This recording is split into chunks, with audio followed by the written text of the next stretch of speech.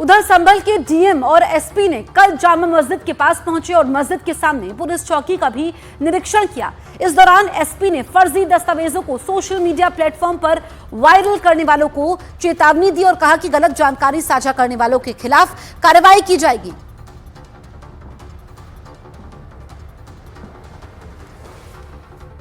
संभल के जिलाधिकारी राजेंद्र पेसिया इस वक्त हमारे साथ हैं। आज जुमे की 5वीं बार की नमाज यहाँ पर पढ़ी गई थी। सर, किस तरह की व्यवस्थाएं थी और आगे किस तरह की व्यवस्थाएं रहेंगी? पूर्व की 5 नमाजों की भांति ये जो आज छठी नमाज है वो संपन्न हुई है, सकुशलता से संपन्न हुई है। पुलिस प्रशासन की जो पूर्व की भांति व्यवस्थाएं थी, त्रिस्तरीय सुरक्षा घेरा और 32 मजिस्ट्रेट, उसके साथ साथ में जो दोनों पक्ष के लोग हैं उनकी ओर से भी कुछ वॉलंटियर्स भी हमेशा लगाए जाते हैं ताकि सब जगह से सहयोग मिले। तो बड़ी शांति और सौहार्द के साथ ये जो नमाज है संपन्न हुई है। सर, वक्फ वाला जो मामला, क्योंकि कुछ दस्तावेज आए थे प्रशासन के पास जिसकी आप लोगों ने जांच करवाई थी, तो क्या इनमें आगे भी जांच फर्दर अभी जारी है? कुछ और लोग आए? जो प्रथम परीक्षण हमने कराया 30 सदस्यीय कमेटी के द्वारा, उसमें कुछ इरेगुलरिटीज़ थी और यदि और भी कोई आते हैं तो उनका भी हम स्वागत करते हैं। जो भी आएंगे उनका परीक्षण करेंगे, जांच करेंगे और जो भी नियमानुसार होगा वो कार्रवाई करेंगे।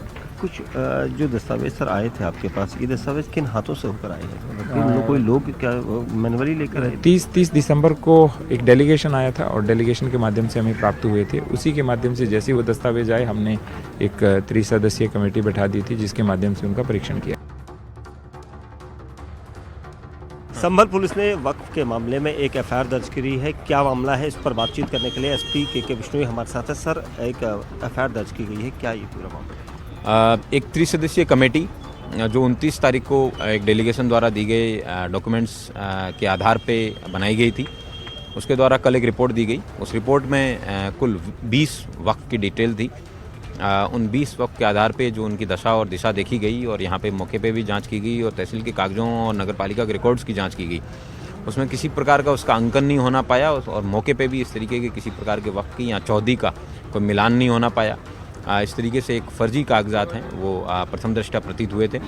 उसमें विवेचना किया जाना अति आवश्यक था।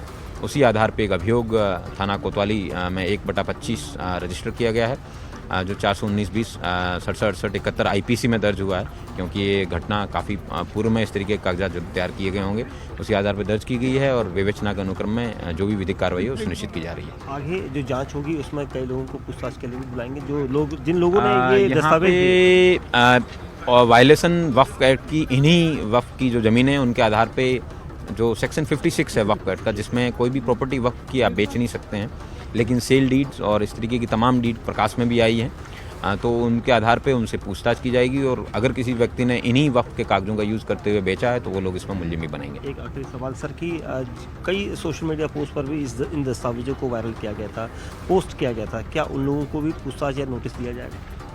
नहीं, मेरी यही सभी लोगों से अपील है, कोई भ्रामक सूचना ना फैलाएं। जब तक के लिए आप इसके बारे में आपको जानकारी नहीं हो तो इसके बारे में ना बोलें।